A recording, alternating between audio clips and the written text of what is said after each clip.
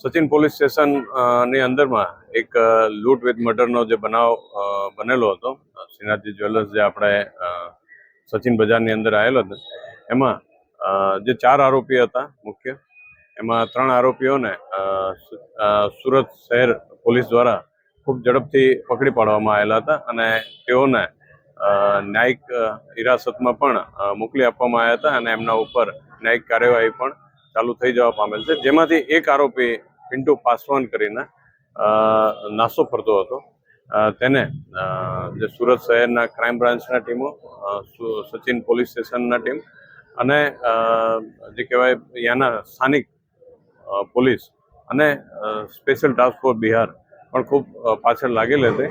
જેથી તમામની મહેનતને અંતે જે પિન્ટુ પાસવાન જે આરોપી હતો એને બિહારના પોલીસે પકડી પાડી બીતપુર થાના જે ક્ષેત્ર છે એની અંદર આર્મ્સ એક્ટના ગુનામાં એને પકડી પાડી અને નામદાર કોર્ટ હવાલે કરતા જે જેલમાં પહોંચેલા હતા. તો જે સચિન પોલીસ સ્ટેશનને માહિતી મળતા તેના વોરંટ આધારે એનો કબજો લેવામાં આવેલો છે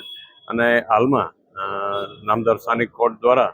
એના લાંબા રિમાન્ડ મંજૂર કરવામાં આવતા આજરોજ જે જગ્યા હતી બનાવ સ્થળ ત્યાં લાવીને આરોપીને રિકન્સ્ટ્રક્શન પંચનામું જે રીતે બનાવ બન્યો હતો તેનો સંપૂર્ણ